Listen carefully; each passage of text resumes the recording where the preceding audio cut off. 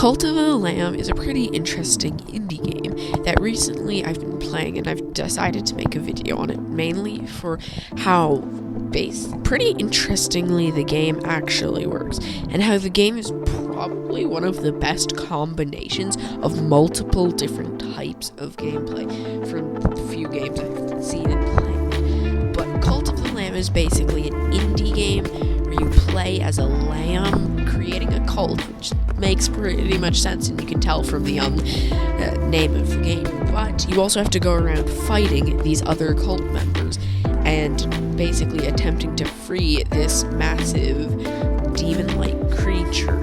And basically that's the plot of the game.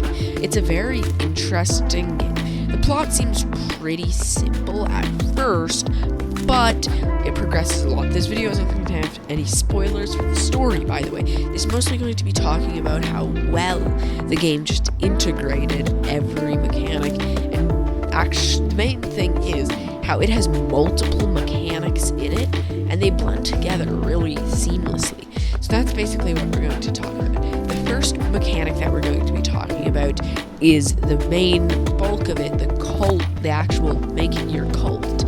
Basically, this acts kind of a tycoon game-ish. I actually don't know how to describe it, but basically, you go around and create, you basically build buildings and interact with your followers while creating jobs for your followers to do, to gather resources or devotion and stuff like that. So that one's very separate from the other mechanic, which is fighting, but we're still focused on this one. This one is probably in my opinion, one of the funnest parts of the game. It sometimes does get a bit grindy because you're just going around doing like random cult stuff, but it is pretty good nonetheless, because there is a lot of interesting things to make this, especially after the most recent update, since the Flesh update. That one, they've added so much more, like the followers getting into fights, all these different things. So much that you constantly have to be juggling, making your followers happy, make sure they have food, and make sure the area is always clean. And this is the part where you basically have a lot of choice in the game. You can choose how good or bad of a cult leader to be. You can easily be horrible and terrible to your followers and constantly keep them at the brink of death, but that has the punishment of them dissenting against you and possibly not doing what you want them to, which is bad.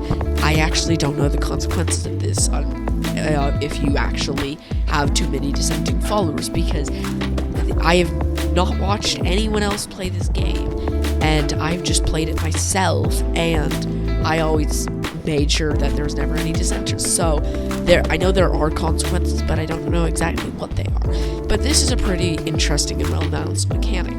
But then the second mechanic, the fighting, is a lot different. It's basically a dungeon crawler type fighting, 2D fighting mechanic. And that one, it's very different because the other one's kind of slow-paced, like going around and fixing different problems and building things. This one is fast-paced. You're running around, shooting, slashing, different things, and it seems like they would be very hard to put in the same game, but there's a lot of reasons why Cult of the Lamb does this very well. So first I'm going to focus on that, I'm going to focus on the fighting now, which the fighting is pretty straightforward. It's basically you get a weapon and a curse at the start. You just use those two things, like you shoot, you use the curses, and you can get other things, but I'm not going to say them just so there's no spoilers. And basically it's pretty simple. You either shoot or slash your weapons at whatever is attacking you and avoid their attacks, with tons of things thrown in there to make it more interesting. The bosses are very good, very well balanced and stuff, but this is where the part where it seems like it would be hard to combine these two mechanics, because it seems like it would be strange and kind of hard to combine these two, but the way they do it is mainly there's pretty much a sharp drop off from the two things, because you go from one area to another area, which goes from going to your like cult building, tycoonish type of gameplay straight into the like fighting, dungeon crawling gameplay. And it seems pretty good because you kind of go into this area which is kind of a hub for everything else. And that area is kind of both of them because you're not building and you're not fighting. So it's kind of a transition area because then you're just running around. So it kind of feels like you're transitioning into both of those places.